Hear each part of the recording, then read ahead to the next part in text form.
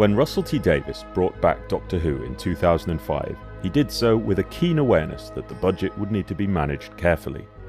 This thinking is exemplified with the Dalek props, where he thought that if they could push the boat out and build perhaps 3 real Daleks, then a split screen could be used to make it up to 6 or 9. And this suggestion was written up in his script for Bad Wolf and The Parting of the Ways. But fast forward 7 years, and by the time the cameras rolled on Asylum of the Daleks, split screen effects were no longer being used to boost the number of Daleks in these shots. So just how big had the ranks of the BBC's Dalek army really grown? In previous videos we identified 7 classic era designs which were drafted in from outside the BBC, and 6 new series era Daleks which were similarly imported. But we know that there were 30 Daleks used in Asylum of the Daleks, and the borrowed props account for less than half that number. Surely it can't be correct that the BBC by this point had accrued 17 Daleks of their own. What we learnt in our attempt to analyse the Asylum was that, although it is a story which is famous for its use of borrowed Daleks, or perhaps that should be infamous for its misuse of borrowed Daleks, there was a burgeoning BBC army of props, and it was bursting with bizarre bronze business. So come with us now on a journey through time and space, as we learn about the Swiss cheese Daleks in their peculiar parliament, and their lacerated leaders hiding in the dingy dungeon.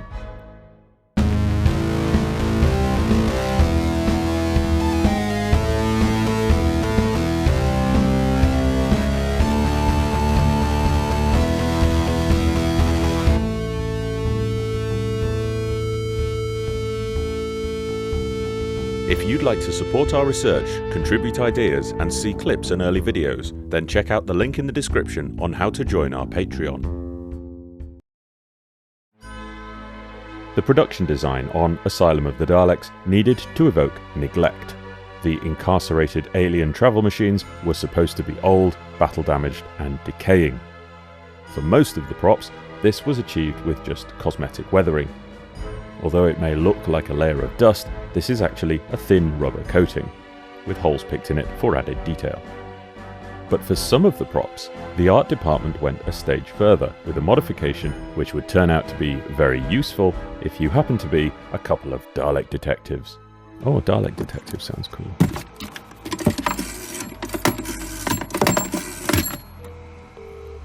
Hello? Hi, John. Yes, so you know how Dalek 6388's a terrible name? Do you think the fact we've stuck with it for 21 years means it's too late to call ourselves the Dalek Detectives instead? Yes. Right. So you think it would upset people if we changed it now? It would probably upset them more than your Jack the Ripper video. Fair enough. Okay. Observe this initial shot we see inside the asylum. If you've watched our previous 2 investigations, you'll know that we've successfully identified these 4 Daleks, all borrowed from different places. But this Dalek here was a mystery to us. It has 2 holes in the skirt panels which make it extremely distinctive. Having honed in on this target on screen, we can then move to checking on-set photos, such as this one showing the brilliant production designer, the late Michael Pickwoad, and that same holy Dalek. It also reveals a 3rd hole at the front on the left side, which we couldn't see before. But more significantly, the detail afforded by such photos allows us to check back through the lineup of screen Daleks to figure out which one it is. And the answer is none of them. This Dalek has never been on TV before. The behind-the-scenes programme Doctor Who Confidential provided the answer, with prop maker Penny Howarth explaining their work on the Asylum. We've had to make 8 bronze Daleks. So there's the clue for the next line of investigation. There should be 8 bronze Daleks in this episode which are making their screen debut.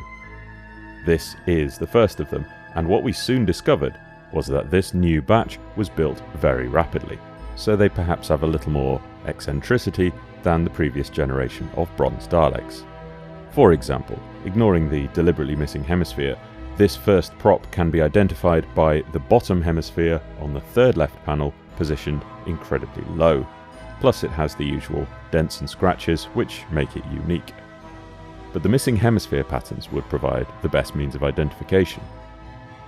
This was a simple but effective trick whereby holes were cut in the skirt and an inverted hemisphere was fixed behind it, to give the impression that their balls had dropped. Out. Sorry, balls had dropped out. Are those things eggs? Let's call them eggs. A little footnote here. Not far off from the Holy Dalek, in the foreground is a borrowed bronze Dalek, which is an exhibition prop built for an installation at Earl's Court.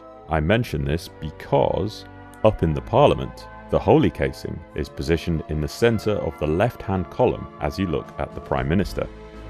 And once again, it is near the borrowed Earl's Court Dalek, so in both studio setups, these two props are hanging out together. So these two Daleks are obviously friends. Or maybe more than friends, I don't know what they get up to. In order to cast off its perforated pretense and masquerade as a respectable Member of Parliament, these apertures were given a backing and a hemisphere mounted in place on top. On this prop, however, the patch-up was not completed seamlessly. Even more surprisingly, this dodgy remedial work went unchanged for some time, and a much clearer view of this mess can be seen in Matt Smith's final story, The Time of the Doctor. So, from this opening view of the room, we've notched up our first BBC Dalek, built new for this episode. And if we want to try to keep a handle on everything we're seeing, we can create a schematic to place this and the other props in this half of the room, which we're going to call the north end. Now, we'll turn our back on this lot and look instead at the reverse angle, showing the south end of the room. This opposite view offers 4 more bronze Daleks. Well, 4 3/4. Plus there are also 2 out of focus in the extreme foreground. What's easiest to spot through the fog and gloom is that 2 of the props have missing eggs. If we display the configuration of these 2 skirts and their holes, we see they are a mirror image of each other, but importantly, they differ from the first one that we looked at, confirming that we have now seen 3 Swiss cheese Daleks, and we can again use the pattern to find them in the rest of the production and study them more closely. Thanks to this configuration of missing hemispheres, we can clearly see it's this Dalek which advances on the Doctor in the intensive care section later in the episode. And from the details gleaned here, it can be spotted in the Parliament too, where it was positioned bottom right of the collection of 8 real Daleks. Back to Rory, and if we run the footage on, we see that Holy Dalek on the right that has the same pattern but mirrored. It too can be found inside the intensive care section, and in that block of 8 parliamentary Daleks, it's on the top right, in front of the row of burgundy new paradigms. Having scoured every inch of the asylum, there are no other bronze Daleks which are like this, that is to say, pristine builds with missing hemispheres. So out of the new batch, which Penny says totals 8, we can conclude there is a trinity of Holy Daleks, which means there are 5 more similar to this still to find. So let's keep investigating, because we are the Dalek detectives. No, John says we're not. We're still Dalek 6388. In this same shot of the 2 Swiss cheese Daleks at the south end of the room, another casing caught our eye. Despite its lack of damage, even at this low level of detail, it's possible to make out a distinctive dark stripe down its leading edge, which is actually a clean spot where the grime has been wiped off, and this makes it easy to find in behind-the-scenes photos. It's also got another temporary identifier, which are seemingly finger marks, which look a little bit like a division sign on the centre slat. And in this shot from the intensive care section, it hasn't yet acquired the top marking of that division sign, which tells us that this photo was taken before the shooting of the scene with Rory. In order to figure out whether this Dalek was new or old, we looked at the way its shoulder slats were mounted, since they're all subtly different, and we couldn't find any other screen Daleks which matched. And this led us to conclude that this is another of Penny's team's new batch. But despite their best efforts to make a pristine casing, we did notice a very noteworthy signature feature which wasn't a temporary marker like those dusty finger marks. When we found a picture of this Dalek from the back, we noticed one of the under pressure prop makers had unwittingly mounted this slat upside down, which is nice and easy to spot. This allowed us to quickly and easily look forward into its timeline and we discovered it has a very interesting destiny. Because, after various other encounters with the Doctor, including here being blasted through a 3D painting in Day of the Doctor, that upside-down slat is one of the features we found on Rusty, the good Dalek, who Peter Capaldi's Doctor goes deep inside. And for confirmation, if we flick back to this shot from Ayslum and overlay Rusty's shoulders from a different angle, we can be doubly certain that this is the same prop in a future incarnation. So, we've looked at 3 of the 6 3/4 props visible in the south angle of the room. We're going to leave it here for now, but just make a mental note of the layout of Daleks here. If it helps, remember that division sign and the mirrored holes, or Rory's tight trousers, whichever is more memorable to you. So we'll pop those on the schematic. Remember, the camera was facing this way, but we are now going to spin back around to the original direction where the episode started off, facing what we are calling north. And as you may notice on this schematic, one of the props at the back is beefier than the rest, because the inmates of the asylum include the new paradigm too, and these actually make up a good portion of the props then owned by the BBC. You might think that, given the mixed reaction to their introduction in 2010, this is exactly the kind of diminished role that they'd have had during the process of phasing out the unpopular design. But in fact, the opposite is true. Quite unbelievably, even more new paradigm Daleks were made for this episode. In this behind-the-scenes footage, you can clearly see the process of building 5 new casings for this Series 7 adventure. 2 notable changes were made. Firstly, the extruded rear panel was flattened down to reduce the hunchback look, and they were given more muted metallic paint schemes. 3 were painted a metallic burgundy red, plus 1 white supreme, and 1 was metallic blue, and these 5 new Daleks all appeared in the Parliament scenes, and the blue casing was also used here in the asylum. So 5 of the BBC army of Daleks are of this newer design. But wait, what's this? A 6th new paradigm Dalek is lurking in the darkness. How mysterious. This prop is extremely interesting, but we're getting ahead of ourselves. We'll come back to that in a moment, and instead continue to check the scenes in chronological order. Next is this overhead shot, and on the right is the borrowed fan-built Dalek nicknamed Goldie, which we detailed in a previous video, so ignore that. At the top of picture is another unusual item for scrutiny. This had actually been glimpsed behind Rory earlier, but it is now magically ahead of him. This casing has had a lot of damage inflicted upon it. But is it an old prop that's been sacrificed, or something else? Once again, Penny Howarth gives us the information we need when she is discussing the Daleks that she and her team have built. Then there's a Dalek which has a cracked head. So despite its ancient and war-torn appearance, counterintuitively, this prop is brand new, but made in a distressed form. It has a lot of physical damage in the fiberglass, such as 2 cracks cut into the head and a distinctive diagonal slice across the central slat.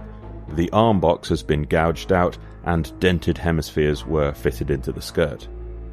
The Dalek was also seen chained up in intensive care later, although for that sequence the dome was swapped, resulting in a different ID tag. I do like to think that these slice marks have been made by the chainsaw of Absalom Dark.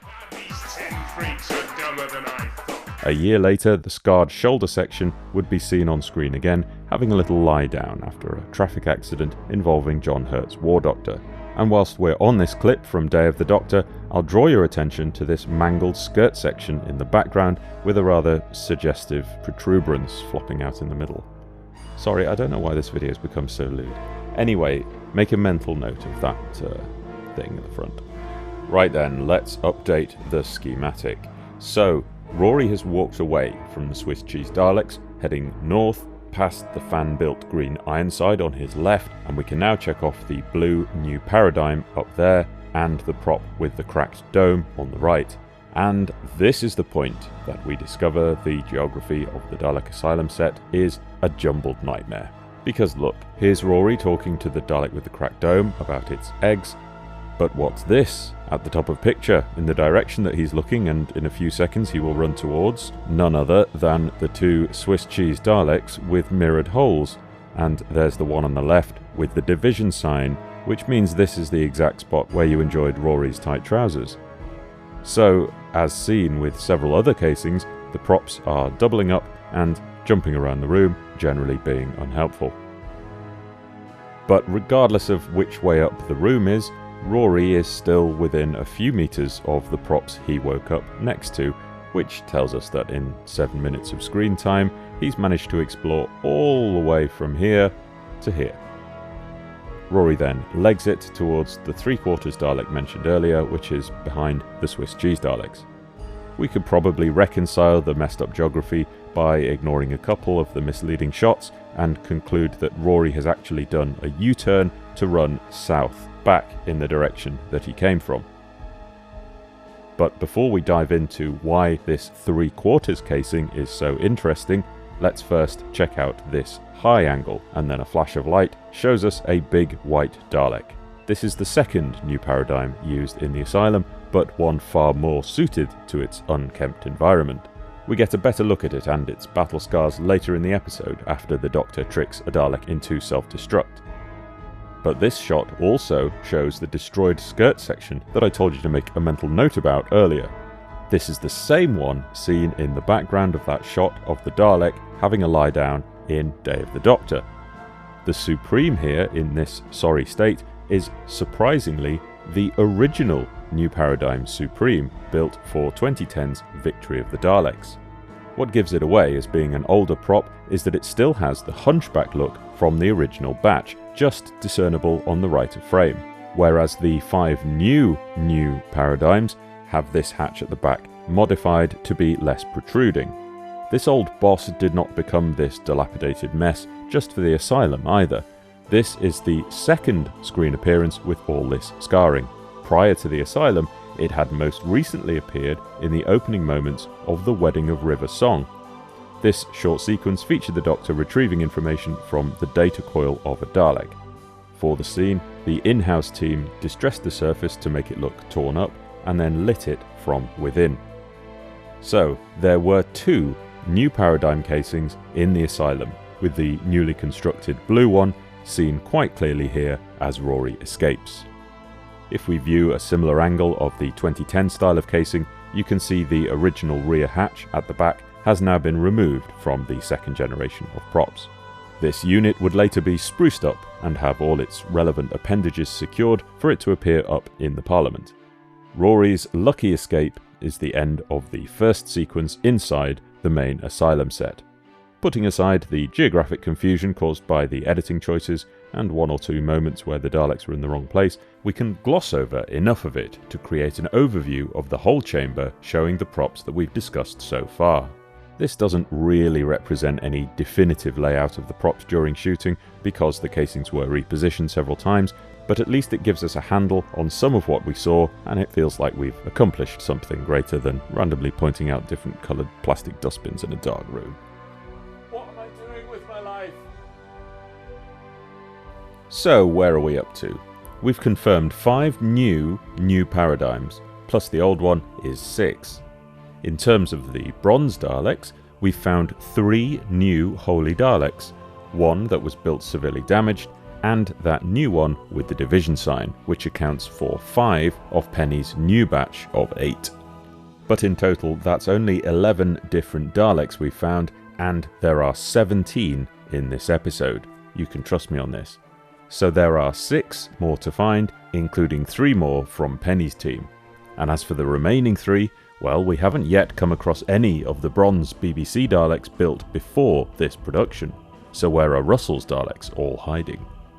The next Dalek scene in the Asylum does produce 1 more unit to inspect, and this turns out to be one of Penny's. When Amy encounters the Daleks, as well as 2 borrowed and one of the Holy Trinity already documented, the prop on the right is another we have never seen before.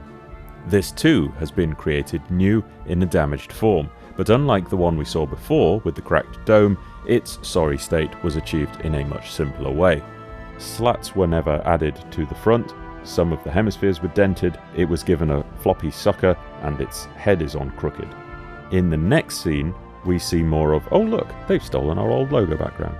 Anyway, in the next scene we see the same dishevelled Dalek as it suffers a bit of a performance issue before blowing its top.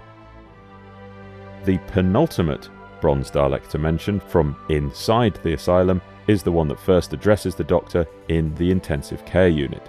It is, perhaps fittingly given the high security area, the first and very deadly Dalek ever built for the new series. Referred to as MT1, due to being constructed by a team led by Mike Tucker, this first bronze Dalek was made for the episode Dalek. It memorably relaunched the Doctor's oldest foes by breaking out of Van Statten's torture chamber and going on the rampage through his underground facility. Despite the bronze design being created in 2004, the skirt actually dated from even further back, as it was repurposed from a prop commissioned by Andrew Beach and built by Steve Allen, Alistair Locke and Dave Bryan. In this regard, half of this Dalek is therefore a cousin of the two silver and blue casings also seen in the asylum, which share a similar origin story and which we covered in a previous video. This first generation prop had featured throughout the new series, including in its repainted guise as Dalek Sec, the original of course. It was amongst the Daleks advancing on the Doctor in the intensive care scene with its gun removed. MT1 was also on set during the asylum scene, as proven by these photographs. As we're pretty confident of every other bronze Dalek, then by a process of elimination rather than cast iron evidence, the only Dalek it can be on screen is that 3/4 prop with no neck at the far south end of the room. All the others are accounted for. One thing we are certain of is that MT1 is used in the Parliament, positioned at the bottom left of the block of 6. By this point it is the only prop which has any weathering left, which was a distinctive aspect of the new series Daleks up until this time. The other existing props and the new builds were all resprayed for consistency, but the exception to this was MT1, whose unique oil streak patterns mean it can be matched with relative ease to its post-sec appearance from 2009. So we are down to the last 5 BBC props to locate, and the Doctor's final encounter with a Mad Dalek, in what seems to be their equivalent of a padded cell, is the second of the veteran TV Daleks. Although not quite as old as MT1, this BBC Dalek is, in the episode, spoiler alert, the Oswin Dalek. This was one of the props originally built in 2006, and it was the 4th bronze casing to be made for screen use. It was constructed by a company called Specialist Models to complete the 4 needed to portray the cult of Skaro in Army of Ghosts and Doomsday. Its key identification feature used to be a particularly prominent double blotch of oily weathering in the top corner of its front slat. Frustratingly, in 2010, this prop was repainted green to become one of the 2 Ironsides, which obliterated this useful marker. However, it was dismantled for respraying back to gold, and lucky for us, mistakes were made when it was reassembled, resulting in this Dalek also having an upside down slat here on the right hand side, and that comes in very useful down the line. There was some unexplained dome swapping going on during the recording of the Oswin Dalek scene, resulting in the ID tags changing between shots. When the Doctor, Amy and Rory are elevated towards the Dalek Parliament, this 3rd generation bronze prop appears on the right. This prop was operated by Nick Pegg. This shot employs a surprising amount of CGI, not only to key out the background, but also to ensure that the Dalek fenders meet the ground, so that the unusually low angle doesn't reveal their casters. If you look very carefully, you can see the duplication of the texture on the fender where it has been cloned to extend it downwards. This casing continued to have a fairly typical career as the new series went on, and that upside down slat stayed put, making it simple to spot in Day of the Doctor, and then in Time of the Doctor, and so on. So, with 4 more Daleks to find, we have exhausted all lines of inquiry inside the asylum itself, which means the remainder are only seen up in the Parliament. If you've been paying close attention, you'll realise that of the 8 real Daleks which were in the audience of the Parliament set, we have only accounted for 6 of them. The 2 remaining Daleks up in the terraces have all the same construction hallmarks as the Holy Daleks, but without the holes, which confirms that this is the final pair of the 8 new bronze Daleks built by Penny and the team. One of these sections actually did see a little more use than this. From this Dalek here, the skirt section was utilised in the intensive care scene, albeit not part of a full casing. Instead, it was incorporated into this impressive dissected Dalek. This is a great visual reference to Power of the Daleks, set on the planet Vulcan, which actually gets a mention in the script, and it even replicates the same 3 suction cups on the dome, which lift the casing's upper section. This prop, which we have given the designation A2, went on to have some interesting adventures after the shoot. Following Day of the Doctor in 2013, on the 2nd of July, it met the King and Queen Consort, although at the time they were lowly Prince of Wales and Duchess of Cornwall. This photo taken that day shows yet another slat has now been incorrectly remounted upside down. Shoddy work, but extremely handy for us. The casing then featured in the memorable trailer for Day of the Doctor before being shipped to Sennybridge training area in Powys with the rest of the squad for manoeuvres at the Army training ground used for the location of Time of the Doctor. It was then seen alongside Phil Ford, writer of the next Dalek story, Into the Dalek, during this episode of Doctor Who Confidential. It was then used in The Witch's Familiar, where its neck was customised to be fitted with a mud pump for the closing scenes where the Dalek's sewage came oozing out of the grill in the neck. The year after that, it was on The Big Fat Quiz of the Year, where it ended the show by exterminating Jimmy Carr.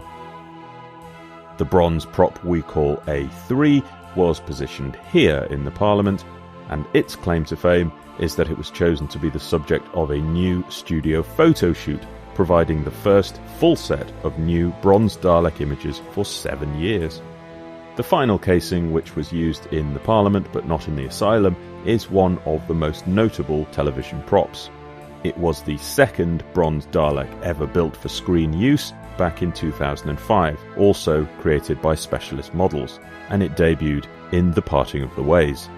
It then appeared in every new series Dalek story, and because it became a Green Ironside, it was subject to a refurb before Asylum of the Daleks, which removed the oily weathering as mentioned. This Dalek, NSD-2, was part of the Prisoner Escort, and the prop was operated by Barnaby Edwards. So what's interesting, but not really surprising, is that 2 of the oldest props remained the primary assets, i.e. the hero props, whilst the 8 new ones, regardless of how well finished they were employed only as background extras. Over our 3 Asylum investigation videos, we have tried to carefully delineate the difference between Daleks designed for exhibition use and those that were made for screen. So when John stumbled across this image here, it stopped him in his tracks, because it transpired that since about 2015, the skirt of one of Penny's props built for the Asylum has been matched up with a licensed replica built by This Planet Earth, from a prop which had first been installed at the Earl's Court exhibition. The story of these props is never simple. It's hard work trying to puzzle it out, but that's what keeps us interested, and that's why we're known as the Dalek Detectives. No, we're not.